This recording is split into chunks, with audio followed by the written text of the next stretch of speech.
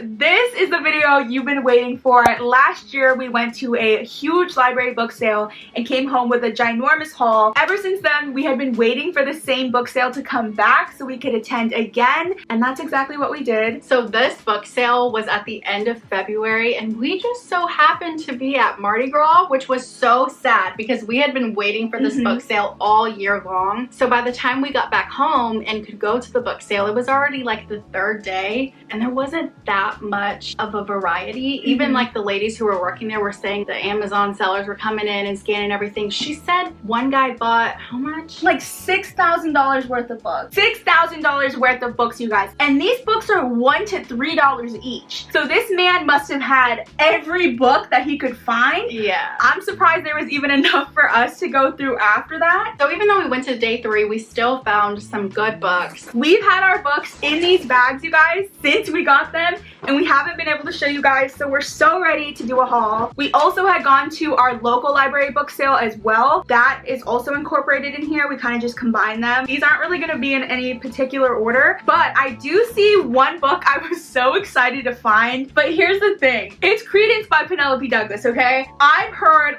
awful things about this book, but me seeing a Penelope Douglas book, I had to snatch it up. I felt like it didn't belong there. It was hidden. It was hidden. It was tucked in. I was surprised no one else had gotten it, but it was deep in there, so I picked it up. I wasn't gonna read this one, but now that I have it and I only paid like $2 for it, I'm gonna read it. It might just be one of those entertaining, funny ones, but I will let you guys know what I think. Even the back is not selling it. I think this might be about someone and their step uncle. It says one of them has her, the other one wants her, but he's gonna keep her. I don't know. The front's kind of giving the intro to Twilight. The spine is creased, so I'm like, they read this book, but then donated it. So we'll see, but I was excited to find that one. So I found The Way I Used to Be by Amber Smith. This is one I've seen so much in the book community. I know this one is very heavy. It goes over some very heavy topics. I know it is like a coming of age story, but I know we're just going to watch this character deal with some really serious things that have happened in her past. It does say this is told in 4 parts, so her freshman, sophomore, junior, and senior year. It does say this book demonstrates one young woman's strength as she navigates the disappointment and unbearable pains of adolescence, of first love and first heartbreak, of friendships broken and rebuilt, all while learning to embrace a power of survival she never knew she had hidden within her heart. It's going to be very deep. I think it's definitely a story I want to read. I know a lot of people have read it, so I kind of want to know like my take on it and if I enjoy it or not. That was a good find. Yeah. There were a couple here where I was surprised we could find them. Like, how did nobody pick this on day 1? Yeah. Okay, the next one I have here is Where You Go, Bernadette by Maria Semple. I've seen this one a lot as well. So the front says a crackingly smart family dramedy, one of the year's best books. Don't know what year that was though. It says an entertaining novel about family coming to terms with who they are and the power of a daughter's love for her imperfect mother. It sounds a little bit like Paper Towns, where they're kind of like planning a big trip. The daughter goes missing, but she's leaving a bunch of clues and things like that. I liked Paper Towns. I'm kind of getting that vibe here, so I think I'd like it, but I have seen this one a lot. I had to pick it up and I hope I really like it. Another one I found was The Guest List by Lucy Foley. I have actually already read this book. I read your copy and I really liked it, but I didn't own it myself. So when I saw this, I got so excited because now I finally have the copy. I really like this author. I loved The Paris Apartment too. It's kind of another hit or miss. You either like her writing or you don't, but I really do like it. An exclusive wedding on a remote Irish island. All have a secret, all have a motive, but only one is the murderer. This one was super entertaining, just your typical mystery thriller. Whodunit. Yeah, whodunit. With lots of good twists in there. I haven't even read it yet. I know, and I read your copy. I'm switching bags here because I gotta pull this one out. But I found The Bone Season by Samantha Shannon. And let me tell y'all something, okay? I saw this author and I was like, why does she sound familiar? Why does she sound familiar? But I knew I hadn't read anything by her. I looked it up on Goodreads. She wrote The Priory of the Orange Tree. And that's been on my TBR for so long. So when I saw that there was another book by her, I was like, okay, I'm gonna get it. Let's see what it's about together. It just says, a young woman discovering her powers in a world where everything has been taken from her. Samantha Shannon has created a bold new reality in this riveting debut. Okay, so this was her first book. I will read this before The Priory of the Orange Tree then. That's really the only reason I picked her up, but I'm so glad I found it. I think I only paid like $2 for it. So I had to get it. I did find 13 by Steve Kavanaugh. One of you guys a long time ago, like early in this whole journey, told me to read 13 by Steve Kavanaugh if I wanted a good mystery thriller book to read, and I never got around to getting it, but I knew I had to get it when I saw it there. It says the serial killer isn't on trial, he's on the jury. That sounds good. That does sound really good, okay. A famous movie star is accused of murdering his wife in their Manhattan home. The lawyer believes his client is innocent and the real killer is still out there, but he doesn't just face a ruthless prosecutor and a mountain of evidence. There's someone on the jury with his own plan. Juror Joshua Kane has been preparing for this moment his whole life. He has the best seat in the house and he killed to be there. Now he'll stop anyone who stands in his way. No, that sounds good. This sounds purely evil. Yeah, I hope the actor did something worthy of being set up for murder. Like he did something bad to be in that point. I really like this cover though. So you have like all the jury and then the red seat. It's like all black and white, but the red seat. Super cute. I'm so excited. Super cute. It's a man who murders. No, I think this will be fun. I'll just add it to my collection of mystery thrillers I need to get to. You guys, here's the thing about me, okay? I'm an impulse buyer. Have I said before in the past I wasn't going to read this book? Definitely. Did I see it there and buy it anyway because it was so affordable? Yes. And it is The Martian by Andy Weir. We really liked Project Hail Mary. However, a lot of the complaints was that it was very, very similar to this book. That was the main reason I didn't want to pick it up, because I thought that if it was going to be so similar, like, why would I read both? But it was so affordable, I had to get it. It's like in perfect condition. It is. That looks beautiful. And hardcover, come on, it was meant for me. Maybe this will be my second sci-fi read. It says a mission to Mars, a freak accident, one man's struggle to survive. I see how that does kind of sound similar. Grounded in real present-day science from the first page to the last. The Martian is truly a remarkable thriller, an impossible to put down suspense novel that manages to read like a real-life survival tale. That was a big part of Project Hail Mary. I assumed it was going to be a thriller and it wasn't. So maybe this will be better. I don't know. So the next one I found there was 9 Perfect Strangers. This one I specifically got because I do know it is a series on Hulu and I always pass it and want to start it, but I knew there was a book, so I definitely want to read it first and then go watch the show. And that show is stacked with really good actors. It says 9 people gather at a remote health resort, some to lose weight, some to reboot their lives, some for reasons they can't even admit to themselves. They know these 10 days might involve some real work, but none of them can imagine just how challenging the next 10 days will be. So this is a psychological thriller with some mystery in there. I think it could be really fun. I think it could be a fun read. This is the author of Big Little Lies, which I absolutely loved that show. Another thick cast of people. So I really hope I like this book and then I'll want to watch the show. That was a perfect segue because I myself got a Leanne Moriarty book. Ooh. And it was one you already have, and it is Apples Never Fall. I honestly had never even heard of it until you got it, and I saw it there hardcover, and I was like, this is the story where the dad is convicted of murdering the mother, and half of the kids think he did it, the other half think he's innocent, and I'm just ready to figure out what actually went down. And it says that this book looks at marriage, siblings, and how people we love the most can hurt us the deepest. It sounds so good. I'm ready to read it. This author has good books. Like, all of the synopses sound good. Synopsi? Dude, I don't know. Okay. So I did find A Man Called Ove or Ov by Frederick Beckman. This one is super popular as well. I see this all over. I think this is the book that just came out with the adaptation with Tom Hanks, but that one was called A Man Called Otto, I believe. It says people think him bitter and he thinks himself surrounded by idiots.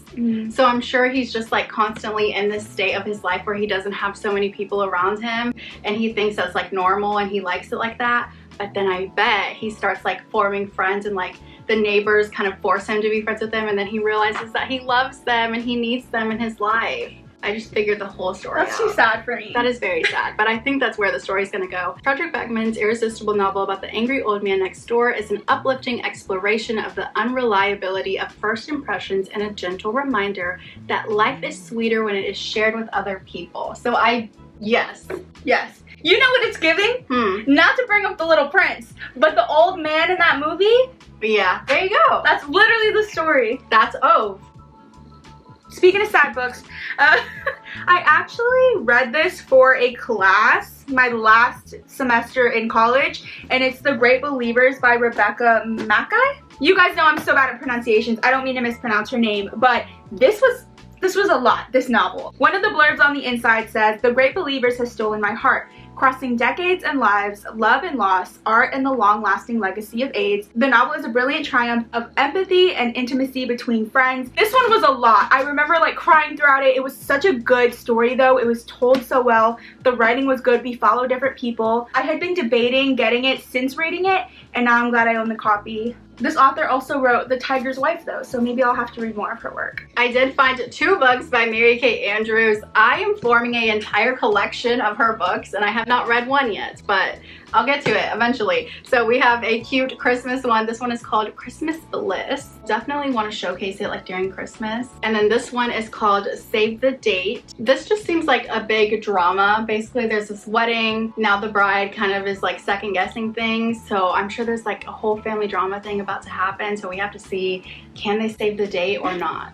Okay. I think it sounds super cute. Love that I'm forming a Mary Kay collection. So I bought my first Nicholas Sparks book. We see this author everywhere, and I've never picked up one of his books. This was the perfect time to do so though, and this one is Every Breath. Oh my, the man's on the back. Jump scare, I wasn't expecting that.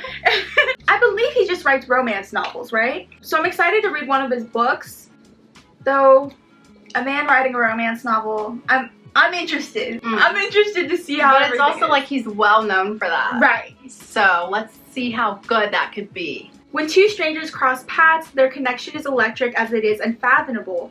Wow, I haven't heard that word in a while. Illuminating life's heartbreaking regrets and enduring hope, Every Breath explores the many facets of love that lay claim to our deepest loyalties while asking the question, how long can a dream survive? I mean, that sounds sad. But I know The Notebook was also like a sad love story, so I'm interested.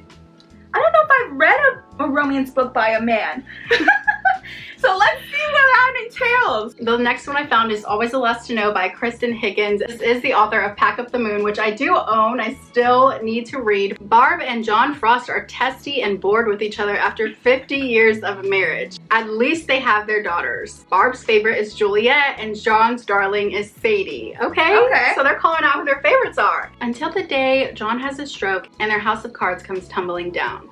Now Sadie has to return home to take care of her beloved dad and face the love of her old life. And now Juliet has to wonder if people will notice that despite her perfect life, she's spending an increasing amount of time in her closet having panic attacks. Okay. And now Barb and John will finally have to confront what's been going on in their marriage all along. I wonder if it has something to do with these birds. I mean, maybe so. I saw a Kristen Higgins book. I knew I already had Pack Up the Moon, so I mean, I couldn't just leave this one there. It looks like an Easter read.